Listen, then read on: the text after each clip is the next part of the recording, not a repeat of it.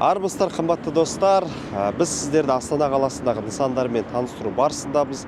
Негізгі біздің мақсатымыз күнделікті мейлінше YouTube каналға Астана қаласының бағанақ нысандарын салып отыру. Бұл кімдерге пайдалы? Мысалға, сіз басқа қаладан, сіз Астана қаласынан пәтер алайын деп жатсыз.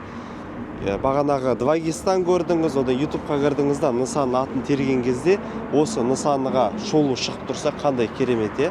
Бүгін біз сіздермен бірге Жетісу Лепсі деген тұрғын үй кешенін тамашалауға келдік. Астана қаласы. Енді орналасқан жер бойынша бір ауыз айта кетсек. Мына көше, мына ұзынан былай жатқан көше, бұл Ұлы Дала көшесі, Ұлы Дала көшесі. Ұлы Дала көшесі баратта, дәл анау келесі светофорда, бағдаршамда, ол жерде Шерхан Мұртаза көшесімен қиылысады. Тікелей кететін болса, бағанағы үлкен мостқа барады, ол үлкен мост Ұлы Дала көшесін Нәжімеденов көшесімен қиылыстырады. Яғни қарапайым тілде айтқан кезде оң жағалауға барады. Ал Ұлы Дала көшесі былайынан тікелей барады, мәңгілік ел даңғылымен қиылысады.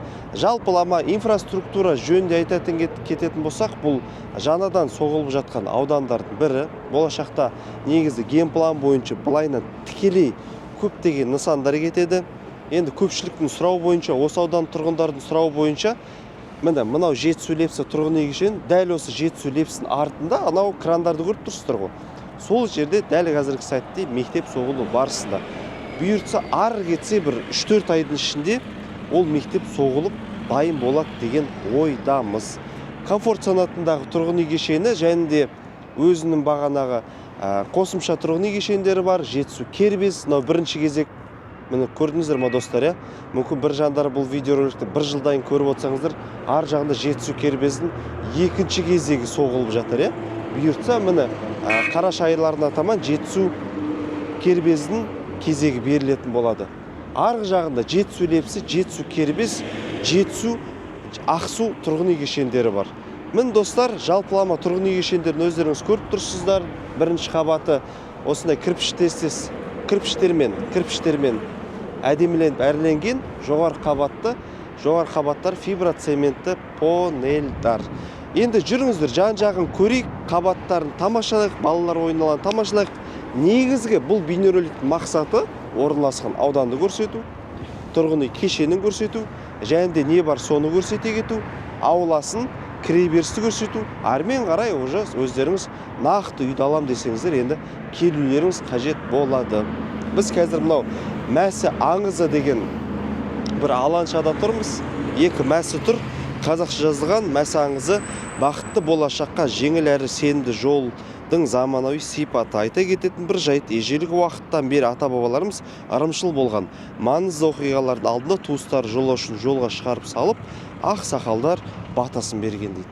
Жүріңіздер достар, белі бір қабатқа кіреміз, кіреберістің әрленуін байқаймыз, балалар ойын алаңын байқаймыз, қандай лифттер қойылған көреміз. Ал жалпылама үйдің сыртқы келбетін өздеріңіз көріп тұрсыздар. Жүріңіздер ағайын. Енді достар қараңыздар, жалпылама BI групптың өзінің BI сервис деген бар.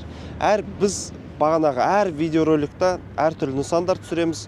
Осы абаттандыру үйдің алдында өте көптеген мән беретін боламыз. Айта кететін жайт, қараңыздар, BI сервистің қандай өз жұмыстарына деген жауапкершілікпен қарауы. Газон әдемі болып кесілген, талдар егілген, бәрі тап-таза, жердің бәрі тап-таза, жаңа аудан екеніне қарамастан, қараңыздар, қаншама талдардың түрлері егіліп тұр есіктің алдында. Міне достар, тап-таза. Мынау енді жаңа тұрғын үй кешені, көп жерлерінде газон егіп қойған екен. Жүріңіздер барып, бірінші қабаттарын тамашалайық. Міне бірінші қабатқа кіре беріс, осындай үлкен есік тұр. Мына есіктің алдынан төбеден аққан су мына жерге кіреді. Міне мына кіре берістің әрленуі, көптеген үйді сатып аламын деп жүрген жандар үшін оның бәрі өте маңызды болады. IP домофония дейді. Бұл жерде яғни карточкамен де ашсаңыздар болады, немесе арнайы бағанақ пәрмен тересіздер, үйге хабарласасыздар. Ал әр үйде арнайы осындай бейне домофон орнатылады деген ойдам. Негіз BI-дің көп үйлерінде сондай. Кім келіп тұр, тағы да басқа бәрін осы жерден көріп тұра бересіздер. Енді бағана қабаттардың әрленуін тамашалайық. Жүріңіздер. Мынау достар кіреберістің әрленуі. Келіңіздер, бері қарай кіре қойыңыздар. Жерінде кафель, кіреберісте бағана қандай әдемі. кіреберісте үлкен осында айна қойылған. Жоғарыдағы қараңыздар, жан жақты мына түстердің светтердің жағылуын. Бірақ бір ескере кететін жайт, кеше біз 5-6 тұрғын үй кешенін түсірдік. Жалпылама мына почерк бір-біріне ұқсап тұр. Байқап тұрсыздар ма, қымбатты достар?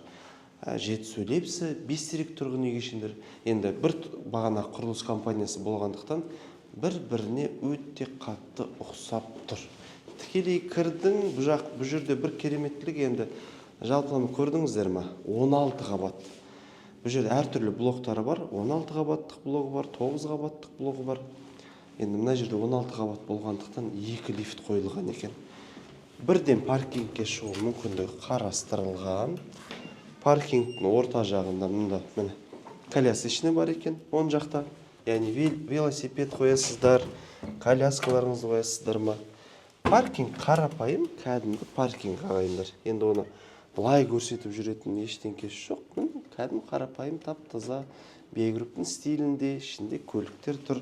Бар, балалар ойын алаңын тамашалайық, сіздермен бірге. Балалар ойын алаңын көріп, лифттерін бір көріп шығайық.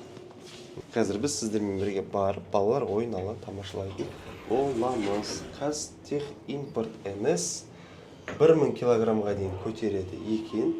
Линкольн деп тұр. Достар, негізінде мына жерінде бір айна тұр екен, сол жағында, жоғары жағында бейне камера тұр. Енді барып сіздермен балалар ойын алаңын тамашалайық. Негізгі халыққа керек сол. Болмаса мен мынау кіреберіс жалпылама бір қабатын тамашалап жүрейік. Бір қабатта 1, 2, 3, 4, 5, 6 пәтер екен. Мін достар, бір өздеріңіз жан-жаққа қарап көріңіздер. Кіреберісте бағана арнайы картиналарды іліп қойған. Ақ түс, көк түспен боялған. Енді жүріңіздер, барып балалар ойын алаңын тамашалайық. Өрт сөндіру құралдары тұр. Мынау шыға беріс. Мін достар.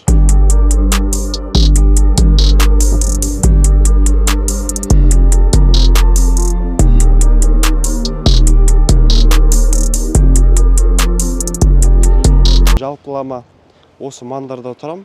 Жетісу Лепсін жәнінен өте көп өтемін. Күнде кемінде 1-2 рет өтемін. Бірақ мен осындай дәу балалар ойын алаңы бар екенін байқамаппын. Достар, бағана мен сіздерге айта кетемін ғой бастапқыда. Бұл жерде мектеп соғылып отыр деп. Мінекей достар, міне көрдіңіздер ме? Қай жерде Жетісу Лепсі тұр?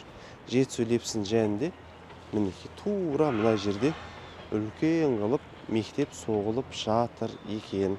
Балалар ойын алаңы ескере кететін жайт. 1 камера, 2 камера, 3 камера, 4 камера. Әр осындай шыға берістің жоғарғы жерлерінде, мені қараңыздар, мені көрдіңіздер ғой, арнайы бейне камералар қойылып тұр. Воркаут площадка, балалар ойын алаңы, құммен ойнайтын алаң. Мына жердің барлығында бағанағы газондар егілген. Неше түрлі бағанағы мына жерде талдар егілген екен. Ар жақта ойын алаңы. Жалпылама бұлай жүріп көрсетіп шығатын болсақ, негізінде балалар ойын алаңы мына жерде өте үлкен екен, Жетісу Лепсіде. Мына жерінде мысалы арнайы осындай резеңкелер төселінген. Өте үлкен балалар ойын алаңы. Қазір біз жай ғана видеомен сіздерге бұлай одан кейін жүріп көрсетіп шығатын боламыз. Немесе бағана мен кірдім осы жерге, сол кезде үстіне видеоролик ретінде қойып отыратын боламыз. Сол қымбат достар. Бұл бейнероликтердің мақсаты сіздерге жай ғана көрсету. Нысан қай жерде орналасқан, нысанның келбеті қандай, кіреберістері қандай, қабаттарының келбеті қандай, және де балалар ойын алаңы. Осындай қысқаша бейнероликтер жасап тұрамыз. Көптеген Астана қаласынан баспана алайын деп жатқан, бірақ бұл жерге өзі физикалық тұрғыда келе алмайтын адамдар үшін өзі басқа қалада болғандықтан бұл видеороликтер топтамасы бір керемет пайда істер деген ойдан. Жақсы, каналға жазылып қойдыңыздар. Амандық болсын. Сау саламат болыңыздар.